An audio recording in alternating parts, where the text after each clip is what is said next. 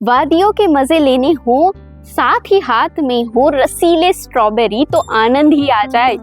अब जब मैं स्ट्रॉबेरी की बात कर रही हूँ तो आप समझ ही चुके होंगे कि मैं आने वाली हूँ महाबलेश्वर पे। तो आइए आज महाबलेश्वर हिल स्टेशन की सैर करते हैं।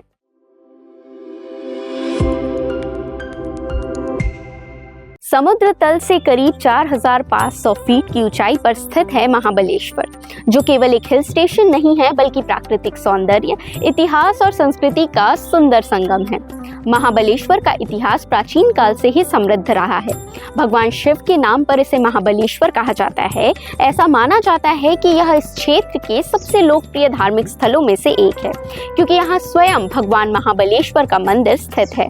वहीं आर्थर सीट पॉइंट से दिखती है एक और सावित्री नदी की गहराई और दूसरी ओर ब्रह्महारण्य का घना जंगल। और जब धूप की किरणें इन घाटियों में उतरती है तो पूरी धरती सोने के समान चमकती है और इको पॉइंट पर आपकी आवाज लौट कर आती है। बरसात में जब लिंगमाला जलप्रपात 600 फीट की ऊंचाई से गिरता है तो लगता है जैसे आसमान खुद धरती पर उतर आया हो।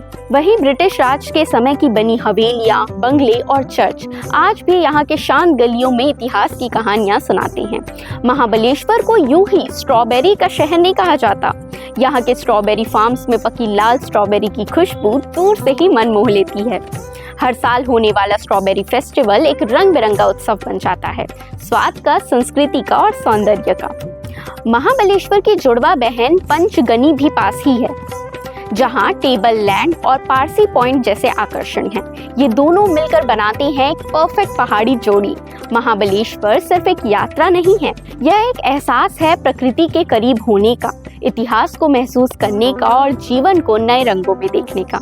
क्योंकि हर पहाड़ की एक कहानी होती है और महाबलेश्वर की कहानी सबसे खूबसूरत है। तो क्या आप इस खूबसूरत कहानी को सुनना और देखना पसंद करेंगे? तो हमें कमेंट करके जरूर बताइएगा और वहाँ की सैर कीजिएगा। वीडियो अच्छी लगी हो तो लाइक करें और हमारे चैनल सीजी भास्कर को फॉलो एंड सब्सक्राइब करना ना भूलें।